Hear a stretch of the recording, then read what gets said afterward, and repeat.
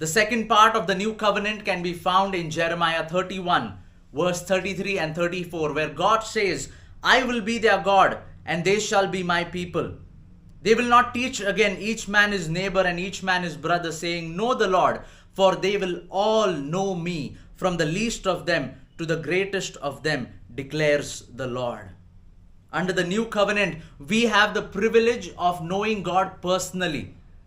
Jesus himself, when he was teaching the disciples to pray, he said, pray like this, Our Father in heaven. Abba. He asked us to approach God as a father.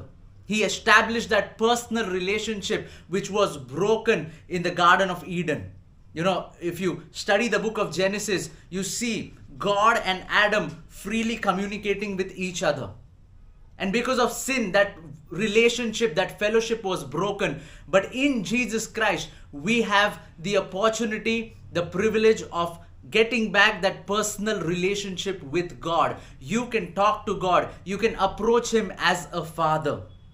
Under the old covenant, if you read the book of Hebrews and chapter number 12, you see when Moses was on top of Mount Sinai, amidst the thundering and the darkness, all the wonderful manifestations of the glory of God, all of Israelites, they went back to their tents because they were scared, they were terrified. Even Moses was terrified, the scriptures, the texts tell us. But today, you and I can approach him as a son, as a daughter, as children of God. The book of John, chapter number 1 and verse 12, tells us that they who have received him have the right to be called the children of God. You know, and in John chapter 3, when Jesus is talking to one of the teachers of the law, his name is Nicodemus.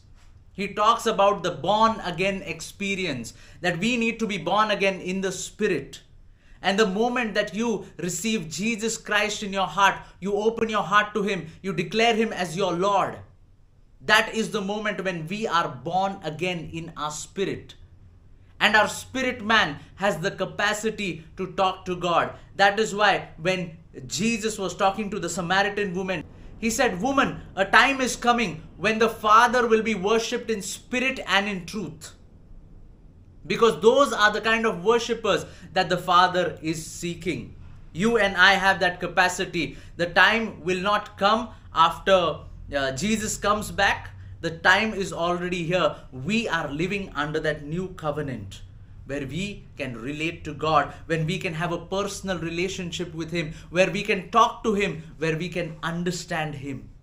Let us use this privilege and experience what it is like to be united with the one true God.